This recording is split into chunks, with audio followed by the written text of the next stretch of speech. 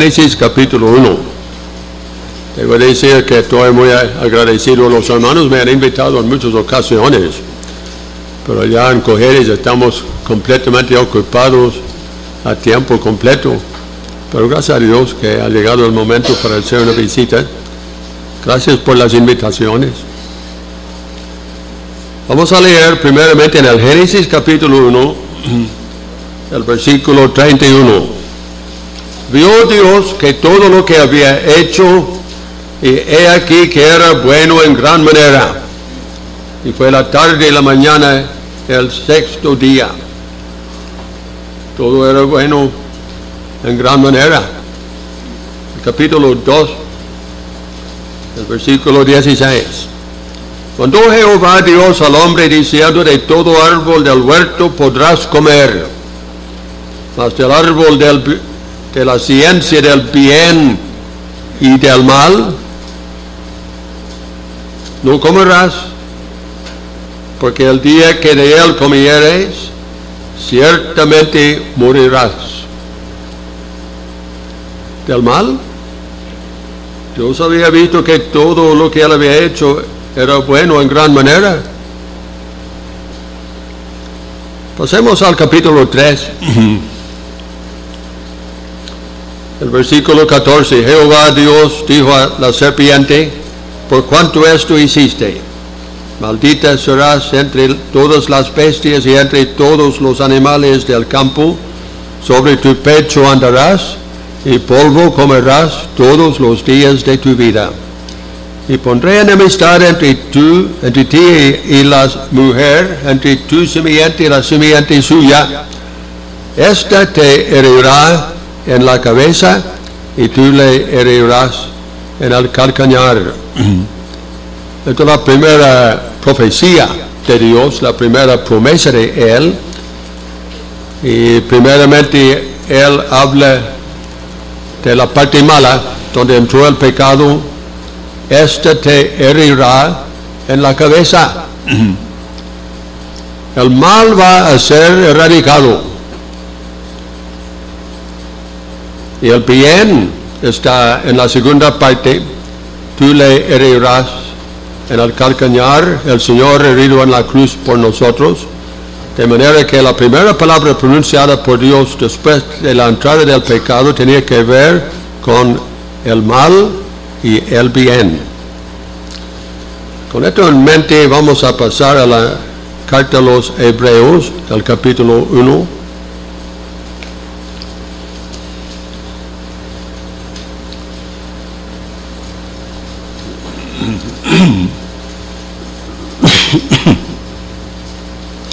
La carta a los Hebreos, capítulo 1, el versículo 1.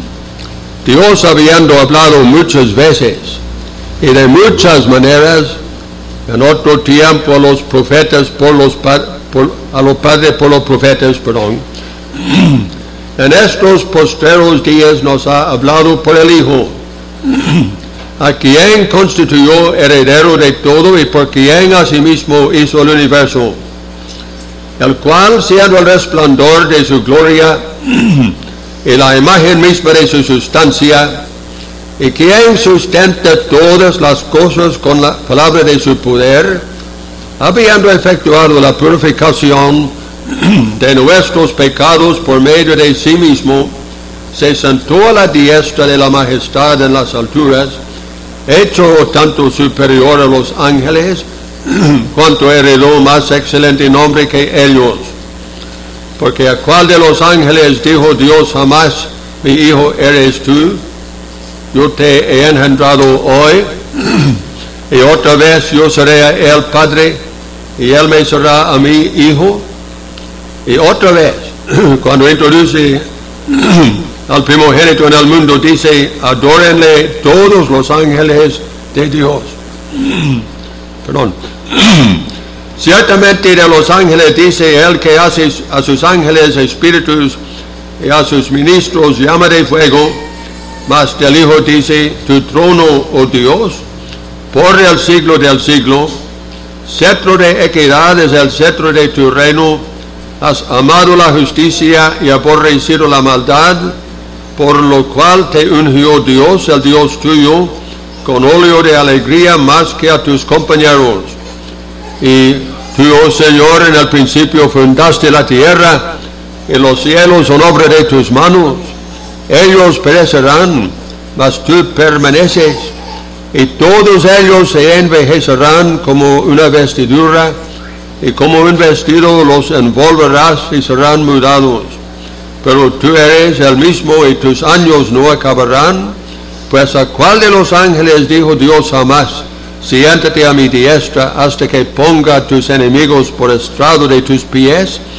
¿No son todos espíritus ministradores, enviados para servicio a favor de los que serán herederos de la salvación?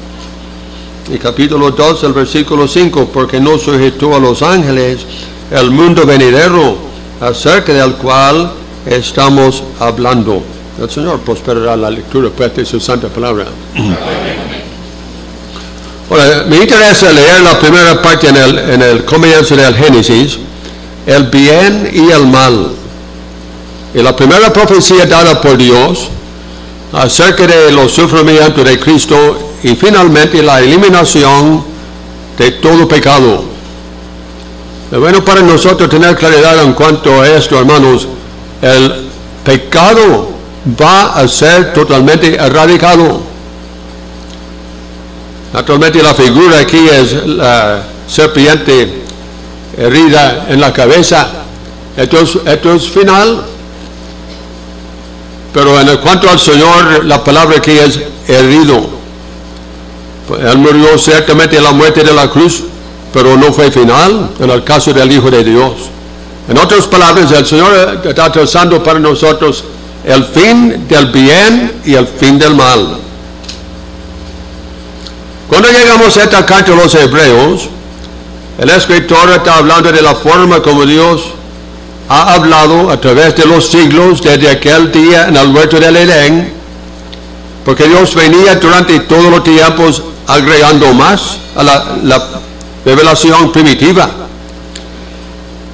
Él ha hablado muchas veces y de muchas maneras. En otro tiempo los padres por los profetas. Y el apóstol aquí en esta carta a los Hebreos, tenemos que tomarlo en cuenta, él va a desarrollar para nosotros la forma como Dios, de muchas maneras, enseñaba acerca de todas estas cosas, el bien y el mal, y acerca de su amado Hijo, y al fin de todo. Él está trazando para nosotros a través de las Escrituras ciertas porciones que tienen que ver precisamente con este tema, porque esto es primordial para Dios. Debería ser primordial para nosotros. Y naturalmente la persona creyente en el Señor, salvado por la gracia de Dios, se aparta en este tiempo de todo lo que tiene apariencia de mal. Bueno, si no entrar en detalles, pero tenemos que cuidarnos.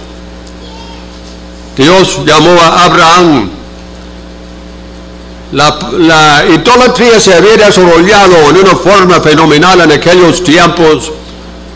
Abraham vivía en uno de los caldeos, uno de los centros idolátricos. Dios le llamó y el tema nos dice, el Dios de la gloria se manifestó a Abraham. Uno de los caldeos tenía mucha gloria, pero en aquel día Abraham se dio cuenta, hay otra gloria mayor que la gloria terrenal que estamos gozando aquí en uno de los caldeos. Y él entonces salió, la palabra de parte de Dios para él fue, sal de tu tierra, de tu parentela, a una tierra que yo te mostraré. No, en otra palabra, romper totalmente con todo lo que le influenciaba a él, saliendo totalmente de todo, abandonándolo todo, para separarse para Dios. Y Dios entonces no le dio ninguna palabra más, solamente la palabra inicial para Abraham fue una tierra que yo te mostraré. Él llegó hasta Harán, la mitad del camino se quedó allí hasta que muriera su papá, y después salió otra vez Y la intención fue llegar hasta la tierra de Canaán, y hasta Canaán llegaron, y cuando llegó a Canaán, Dios entonces le dio una promesa. Esta es la forma como Dios guía a su pueblo, un paso a la vez, y después de dar el primer paso, otro paso más. Pero la intención de Dios desde aquel tiempo hasta ahora, porque la palabra se repite en el Nuevo Testamento, y una palabra muy amplia, no voy a citar la porción, pero una enseñanza para nosotros, salir de todo lo que tiene que ver con el mal, sea en la parte espiritual, sea en la parte moral, especialmente en estos tiempos que estamos viviendo, cuando hay tantas cosas que tienen que ver con la mala vida. Salir de todo lo mal. Tenemos que declararnos, hermanos, no por un uniforme, pero sin embargo hasta por la forma de vestirnos, que nosotros no somos de este mundo. Ahora, aquí en la palabra de los Hebreos, el apóstol está tomando en cuenta muchas de las maneras por las cuales Dios había enseñado al pueblo en aquellos tiempos. Y va a leer esta noche en el Salmo 110, posiblemente mañana, tomando en cuenta algunas expresiones que encontramos en aquella profecía, pero el apóstol está realmente enseñándonos el desarrollo de la enseñanza en el libro a los Hebreos. Tiene que ver con las declaraciones de Dios en el Salmo 110. Tiene que ver con la nación de Israel, aquel hombre de quien el hermano está predicando esta noche, de Abraham y su prole. Dios sacó un hombre, sacó a un solo hombre de en medio de naciones, todas las naciones ahora contaminadas por la idolatría. La forma de Dios de combatir la idolatría tan universal en el mundo fue empezar con un solo hombre. Esto nos ayuda a comprender, hermanos, la importancia de una sola persona que se hace resistencia a la corriente de este mundo. Uno puede decir, bueno, ¿y qué vale un hombre? ¿Qué valía Abraham? Dios le dio varias promesas, hablando de su prole. Su prole iba a ser como el polvo de la tierra, iba a ser como la arena que está en el mar, iba a ser como las estrellas que están en los cielos, empezando con un solo hombre. Esta palabra en parte se ha confirmado, pero va a cumplirse totalmente al pie de la letra.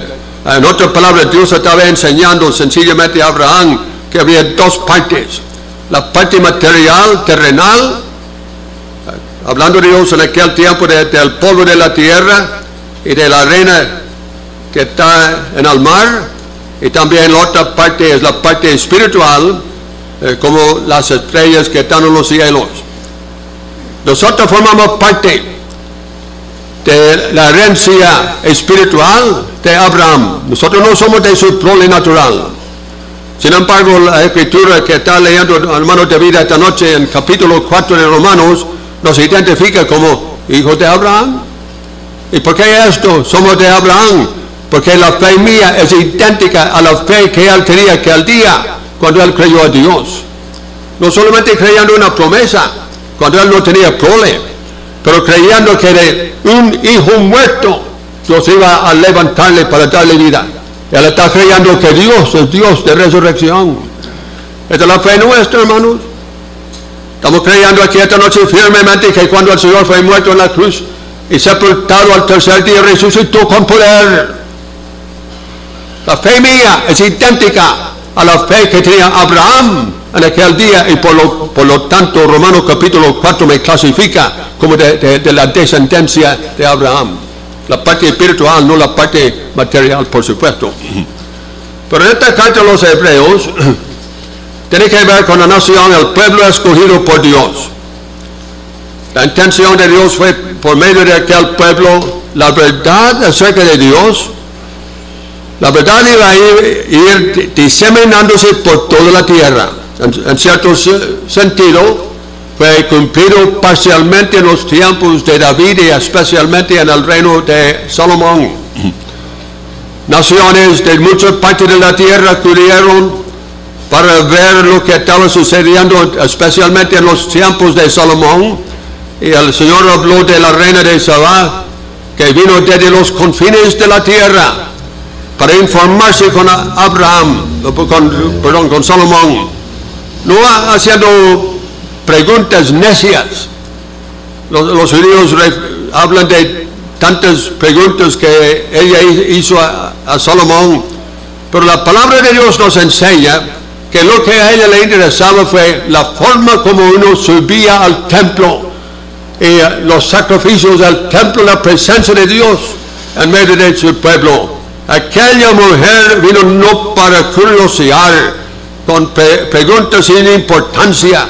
Ella llegó a donde Salomón para informarse acerca del Dios vivo y verdadero. Y por lo tanto el Señor dice, ella se levantará en el día del juicio contra los hombres de aquella generación para condenarles, por cuanto ella vino desde los confines de Abraham, desde los confines de la tierra, para informarse con Abraham acerca del Dios eterno. Este fue el propósito de Dios cuando Él aquel día llamó a Abraham. En parte se ha cumplido, pero se va a cumplir en escala mayor en un tiempo futuro y no tan lejano ahora tampoco. Pero en esta porción de la palabra, hablando de las muchas maneras como Dios nos ha enseñado, uno se da cuenta de que todas las profecías de la Biblia, toda la enseñanza bíblica tiende a dirigir nuestra atención a este que venía para redimirnos. Se ha dicho con verdad, el tema de este santo libro, la palabra de Dios, el tema es Jesucristo. El apóstol va a empezar aquí, en este mismo capítulo, para enseñarnos acerca de Él. Y en el capítulo 2, otra vez, y a través del libro, vamos a ir poco a poco hasta donde sea posible. Llegaron 5 noches. Pero esta palabra, en el versículo 2 de Hebreos 1, en estos postreros días, o en la postrimería de estos días. El versículo 1, cuando él habla de Dios hablando muchas veces y de muchas maneras, cada revelación dada por Dios antes de la venida del Señor Jesucristo fue una revelación parcial. Parcial, una parte ahora, una entrega ahora, más adelante con otro profeta o en otro tiempo, otra entrega más, ampliando toda la enseñanza acerca de aquel que venía. Esto se ha cambiado, porque esta palabra en la postrimería de estos días nos ha hablado por el Hijo. La revelación ahora, mediante el Hijo de Dios, es una revelación plena. Esto no es parcial. Esta es la revelación plena, como dice el apóstol Juan en el capítulo 1, el versículo 18. A Dios nadie le ha visto jamás. El unigénito Hijo que está en el seno del Padre, Él le ha declarado plenamente le ha declarado. Esta es la enseñanza aquí en el comienzo de esta carta. El apóstol enseñándonos ahora. Nosotros no somos como aquellos con una parte ahora, otra parte más adelante, a través de todos los tiempos, sino que tenemos ahora, hemos recibido de parte de Dios la revelación plena de Él para nuestro bien. Él habla enseguida de este Hijo. El tiempo no dará para entrar en todo, quien constituyó heredero de todo, por quien asimismo hizo el universo.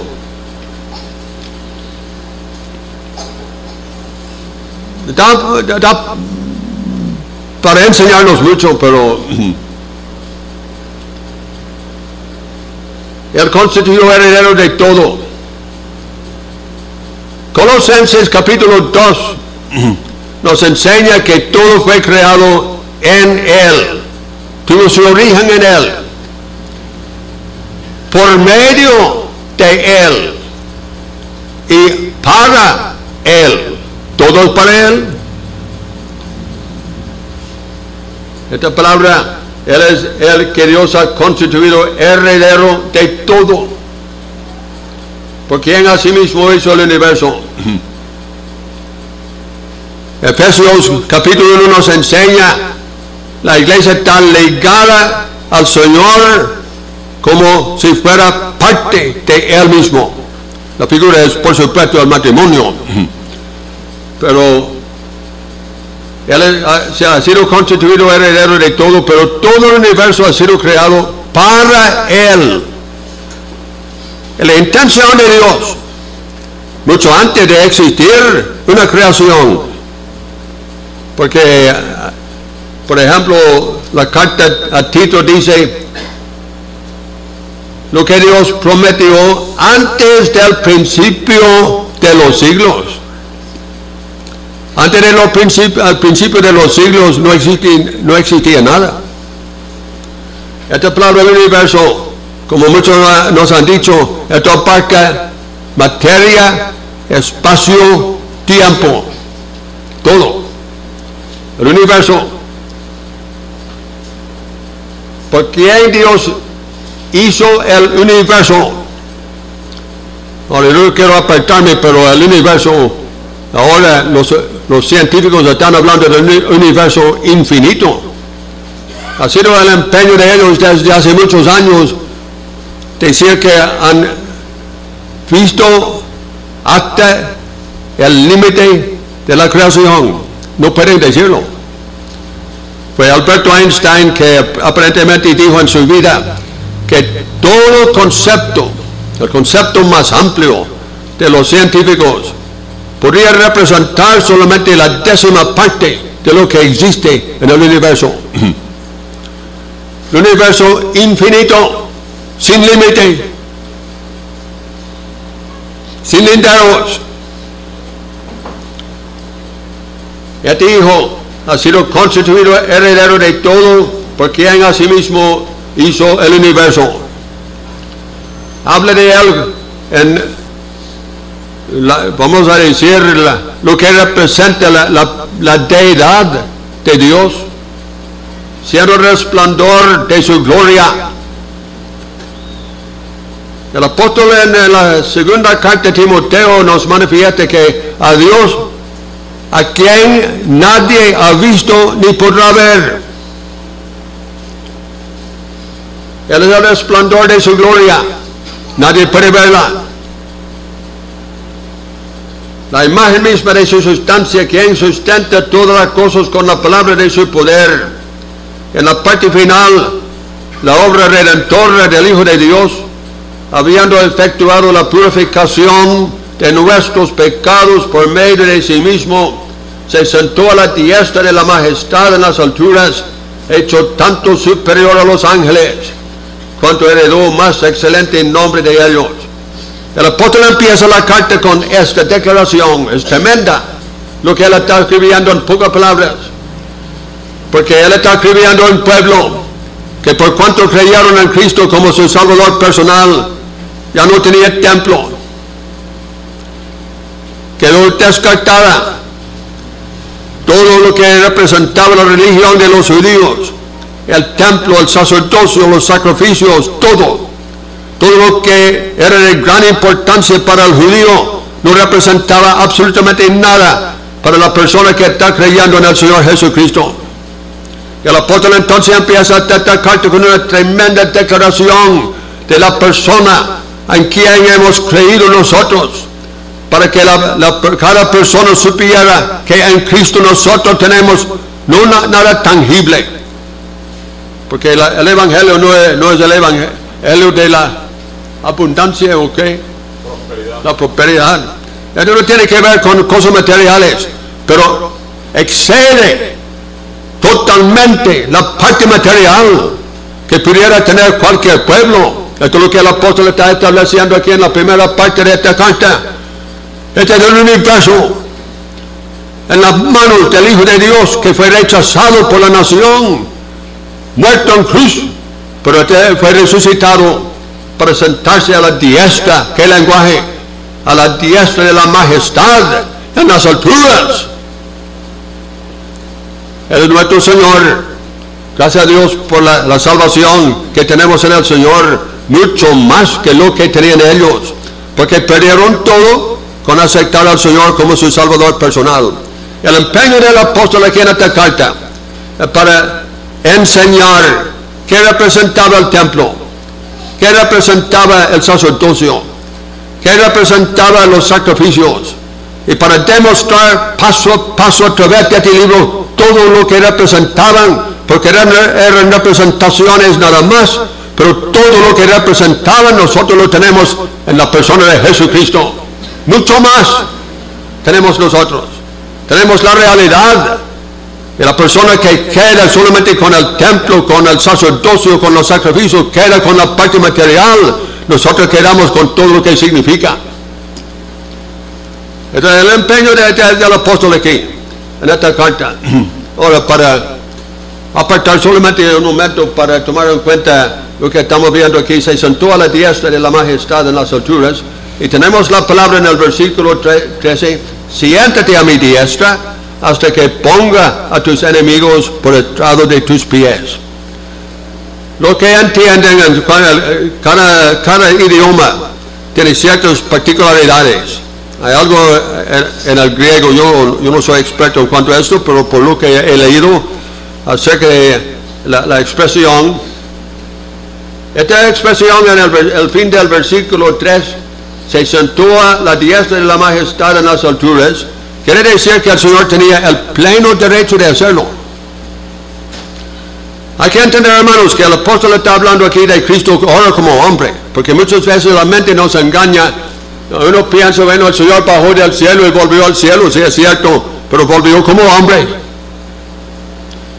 Hay un hombre sentado a la diestra de la majestad en las alturas. Un hombre. Este hombre es nuestro Salvador, en quien confiamos nosotros. Esta es la relación. Pero quiere decir la expresión que cuando el Señor traspasó los cielos, como dice Efesios capítulo 4, muy por encima de todos los cielos, con pleno derecho de hacerlo, un hombre llevando en su cuerpo las heridas de la cruz, se acercó al trono de aquella majestad y con pleno derecho de hacerlo se sentó. Hermano, el lenguaje. Se sentó a la diestra de la majestad en las alturas. Y cuando él se sentó, Dios le dijo, siéntate, quédate allí sentado hasta que yo ponga a tus enemigos por el estrado de tus pies. Otra enseñanza, pero muy impresionante esta porción de la palabra para nosotros, hermanos. Nuestro amado Salvador, que sufrió la muerte de la cruz.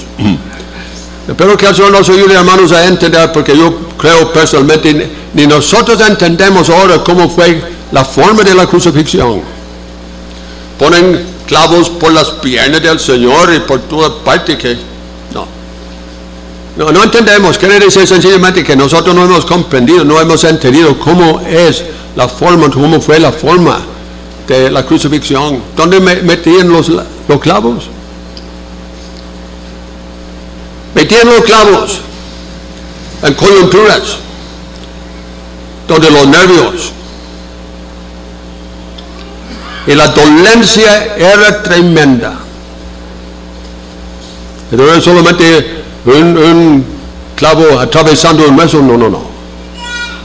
Los romanos habían diseñado una muerte para que la persona sufriera al máximo, para matarlo. En la cruz, un hombre tenía que pararse prácticamente en el clavo, porque lo que impedía fue la respiración. El peso quintando allí impedía la respiración, y para respirar tiene que levantarse afincándose en los clavos. Y esto era un levantar para respirar. La muerte era tremenda. Ahora que nosotros comprendamos, hermanos, el Señor bajó hasta donde no podía humillarse más. Se humilló hasta la muerte de la cruz y sufrió por nosotros, y gracias a Dios hizo la obra. Esta palabra, una tremenda palabra, efectuó. Él efectuó la purificación de nuestros pecados. ¿Qué tal purgatorio? El verdadero purgatorio está aquí mismo, la purificación de nuestros pecados por medio de sí mismo, sufriendo Él en la cruz. Y ahora resucitado se sentó a la diestra de la majestad en las alturas, hecho tanto superior a los ángeles cuanto heredó más excelente nombre que ellos.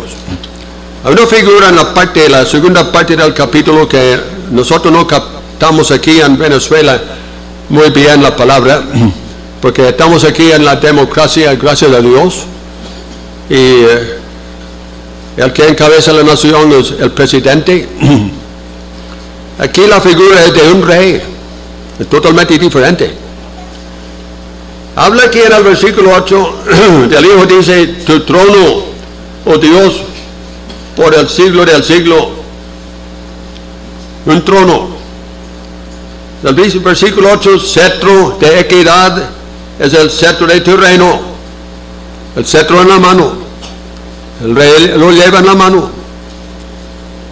Has amado la justicia, aborrecido la maldad, por lo cual te ungido el rey, con aceite derramado sobre la cabeza de él. En otras palabras, hay ciertas figuras incorporadas aquí en esta segunda parte del capítulo 1, para hacernos entender, este es el que Dios ha coronado, usando el lenguaje del capítulo 2, coronado de gloria y de honra. Nuestro amado Señor, deshonrado por la muerte de la cruz, aquellos hombres hicieron todo para difamarlo, para insultarlo, para avergonzarlo, para hacerle sufrir al máximo, hasta con insultos, con maltratos. Gracias a Dios que ahora Él está exaltado, coronado de gloria y de honra, una palabra muy especial, muy importante, que se usa en el Antiguo Testamento con relación al sumo sacerdote de Israel. Coronado ahora de gloria y de honra. El cetro de equidad es el cetro que está empuñando en su mano, cetro de equidad.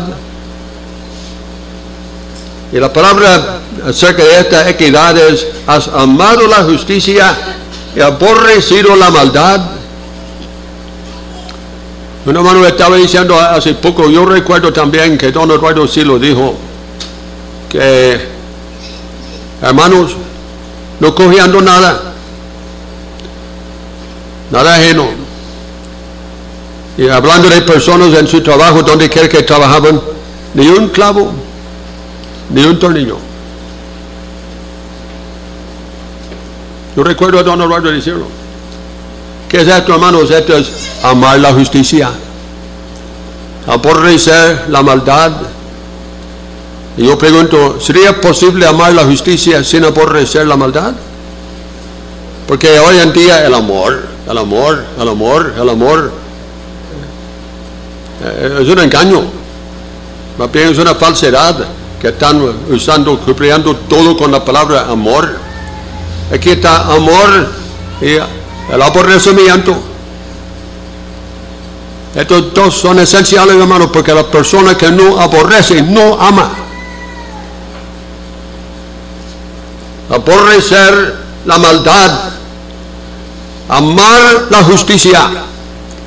Y en nuestro pobre mundo todos están reclamando paz. Esta carta a los hebreos nos va a enseñar una cosa en cuanto a la paz. Si no hay justicia, no hay paz. El hombre no quiere la justicia, quiere la paz sin la justicia. Pero la carta de los hebreos nos va a enseñar, sin la justicia no hay paz. Esta es la base fundamental para la paz, justicia. Ahora, espero que el Señor nos guarde y nos ayude, queridos hermanos. La palabra es grande. Vamos a ir poco a poco, agarrando lo que podemos. Para mañana en la noche, si quieren leer el Salmo 8, antes de venir mañana, leer el Salmo 110, que nos ayudará a comprender la enseñanza del capítulo 2. Espero que el Señor nos guarde y nos ayude. Él bendiga su santa palabra. Amén.